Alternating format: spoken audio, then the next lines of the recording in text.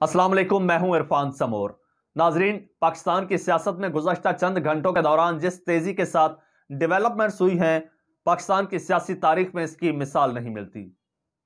नाजरीन, कप्तान ने ऐसा यॉर्कर मारा है कि इंपोर्टेड सरकार की तीनों विकेटें उड़ाकर रख दी हैं।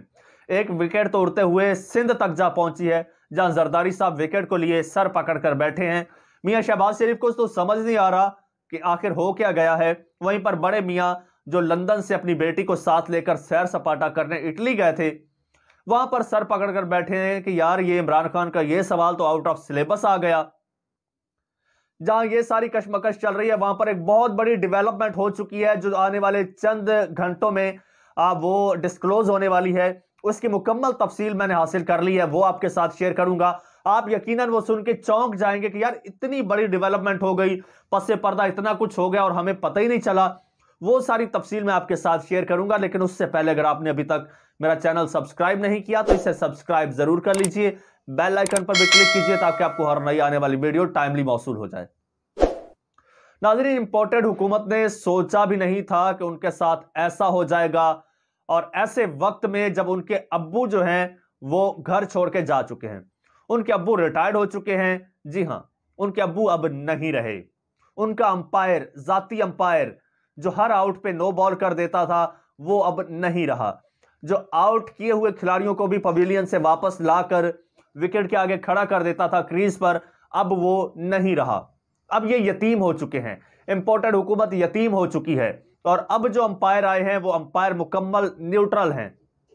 वो अंपायर अगर आउट होगा तो वो फौरन उंगली खड़ी कर देंगे। वो जाते हुए किसी खिलाड़ी को वापस घसीट कर क्रीज पर नहीं लाएंगे कि आओ खड़े होकर मजीद बैटिंग करो, चाहे खिलाड़ी इंजर्ड हो, चाहे खिलाड़ी में इतनी काबिलियत ना हो, लेकिन फिर भी घसीट कर जिस तरह से ले आते थे, अब वो नहीं चलने वाला। अब वो दौर गया। अब इनके अब्बू जा चुके हैं। अब ये परेशान बैठे हैं। कप्तान ने जो यॉर्कर मारा है, आखिर इनके साथ हो क्या गया, इनको समझ नहीं आ रही। इन्होंने सोचा था कप्तान आएगा, कप्तान मार्च करेगा, इस्लामाबाद पर चढ़ाई करने की कोशिश करेगा, हम डंडे मार के भगा देंगे। इन्होंने कहा ये इस्लामाबाद आएगा, हम फौज को तलब कर लेंगे, फौज और पीटीआई को लड़ा देंगे। लेकिन कप्तान बहुत शार्प है, कप्तान ने यह नहीं किया। कप्तान के पास बहुत पत्ते होते हैं जो सीने से लगाकर रखता है कप्तान। ऐसा ही एक पत्ता कप्तान ने फेंका। कप्तान ने कहा कि जी हम असेंबलियों से निकल रहे हैं, हम असेंबलियां तहलील कर देंगे। उसके बाद तो समझ ही नहीं आई ना नून लीग को आखिर हमारे साथ हो क्या गया है। उन्होंने सोचा भी नहीं था कि यार कप्तान ये कर सकता है। उन्होंने तैयारी कुछ और की। हजारों पुलिस की नफरी जो है वो तैनात कर दी इस्लामाबाद में। हजारों की तादाद में कंटेनर्स लगा दिए, आंसू गैस के शेल मंगा लिए, रबर बुलेट्स मंगा लिए। राणा साहब की दिन रात बड़कें होती थी, मैं इनको कुचल दूंगा, मैं इनसे निमट लूंगा, मैं इनको आने नहीं दूंगा। राणा ने तो सोचा ही नहीं था कि ये तो सिर्फ दिखावा था, असल कार्रवाई तो इधर से डालनी थी। जब खान ने पत्ता फेंका तो सारे इस वक्त परेशान होकर बैठे हैं।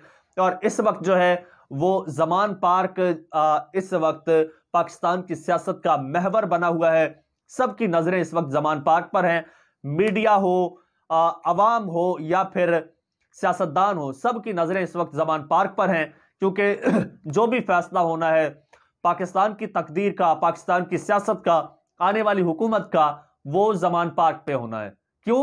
क्योंकि इस वक्त खान की मकबूलियत सातवें आसमान को छू रही है। खान इस वक्त अपनी मुकम्मल तौर पर जो उसकी इलेक्शन कैंपेन है वो कंप्लीट करके बैठा है। उसकी इलेक्शन कैंपेन मुकम्मल हो चुकी है।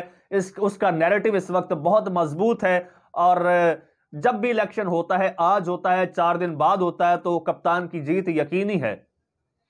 अब एक बात तो आपको बता दूं कि इंपोर्टेड हुकूमत भी इस वक्त अपनी हुकूमत से परेशान है। वो भी छोड़ना चाहती है, लेकिन वजह सिर्फ एक है, उनके चिमटे रहने की।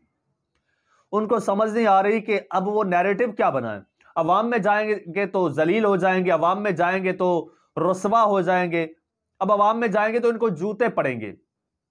तो ऐसे में उनको समझ नहीं आ रही कि आखिर किया क्या जाए। ऐसे में नाजरीन एक और बड़ी डेवलपमेंट हुई है। अब कप्तान भी बहुत समझदार है, और अंदर खाते ऐसी ऐसी कहानियां करता है, ऐसी ऐसी गेम्स चलाता है, ऐसे ऐसे उसके पास पत्ते मौजूद होते हैं जो कि किसी को शो नहीं करता। अब जहां पर कप्तान एक तरफ तो तैयारी कर रहा था, लॉन्ग मार्च की, बजाय लॉन्ग मार्च की तैयारी कर रहा था, ये दिखा रहा था कि जी हम लॉन्ग मार्च कर रहे हैं, वहीं अंदर खाते नून लीग के 15 से 16 लोगों को नाजरीन, ये मुसद्दका इत्तलात आपको दे रहा हूं, नून लीग के 15 से 16 लोगों ने जो है उनको तैयार कर लिया है कप्तान ने, और अब वो कप्तान के साथ राबते में हैं और मुकम्मल तौर पर मिलने के लिए तैयार हैं और अगला टिकट पीटीआई का लेने के लिए तैयार हैं। उनको सिर्फ डर था, और डर था बड़े अब्बू का, जो बड़े अब्बू डंडी के साथ उनको हाँक हाँक कर नून लीग के साथ मिला रहे थे। अब उनके अब्बू के हाथ से वो डंडी भी छीन ली गई है और अब वो डंडी एक न्यूट्रल अंपायर के पास आ चुकी है, जो कि डंडी सिर्फ अवाम की हिफाजत के लिए इस्तेमाल होगी, मुल्क दुश्मनों के खिलाफ इस्तेमाल होगी, किसी सियासतदान के खिलाफ या किसी सियासतदान के लिए इस्तेमाल नहीं होगी। तो ऐसे में अब नून लीग के वो जो अरकान है उनको एक बात तो यकीनी है कि भाई नून लीग बुरी तरह से पिट चुकी है, अगले इलेक्शन में हमें कुछ नहीं मिलने वाला, हार जाएंगे। लिहाजा उन्होंने अगले 5 साल भी निकालने हैं, सियासती इसी तौर पर जिंदा भी रहना है, उन्हें पार्लियामेंट में जगह भी चाहिए। तो उन्होंने अब कप्तान के साथ राबता कर लिया है और ये राबता बाजवा साहब के जाने से पहले हुआ था। ये राबता 26 नवंबर जब पिंडी में जलसा हुआ उससे पहले हुआ था। कप्तान के साथियों ने कहा कप्तान को कि पिंडी में कि जी अनाउंस कर दें, लेकिन कप्तान साहब बहुत समझदार हैं, अपने पत्ते वक्त आने पर इस्तेमाल करते हैं। कप्तान ने तब नहीं इस्तेमाल किया इस पत्ते को, कप्तान ने सीने से लगा कर रखा और अब वक्त आने पर कप्तान ये पत्ता इस्तेमाल करेंगे और आप देखेंगे कि ये हुकूमत चंद घंटे भी नहीं चल सकेगी, क्योंकि अंपायर का हाथ जो है वो सर से उठ गया है। उसी के सहारे ये सारी हुकूमत चल रही थी और अब इस हुकूमत के पास जो है वो किसी किस्म की कोई स्ट्रेंथ नहीं है। अवाम की सपोर्ट तो पहले ही नहीं थी, एक सपोर्ट थी, वो सपोर्ट भी जा चुकी।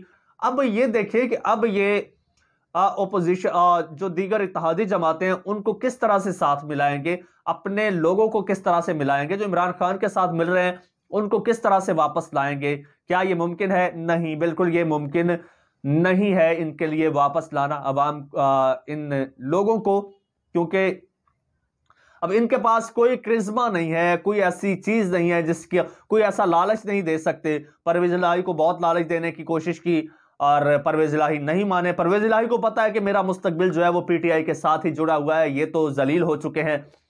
और नाज़रीन, अब ये असेंबली जो है ना सिर्फ ये सूबाई असेंबलियां टूटेंगी, बल्कि आप कौमी असेंबली को भी बहुत जल्दी टूटता देखेंगे। और नए इलेक्शन जो है ये आपको मैं ना सिर्फ इतला बल्कि खबर दे रहा हूं, ये मैं आपको खबर दे रहा हूं कि ये दिसंबर से आगे ये हुकूमत किसी सूरत नहीं जाएगी। आप मेरी इस वीडियो का स्क्रीनशॉट लेकर रख लें, साथ ही मेरे चैनल को भी सब्सक्राइब कर लें। मुझे इजाजत दीजिए, अल्लाह हाफिज।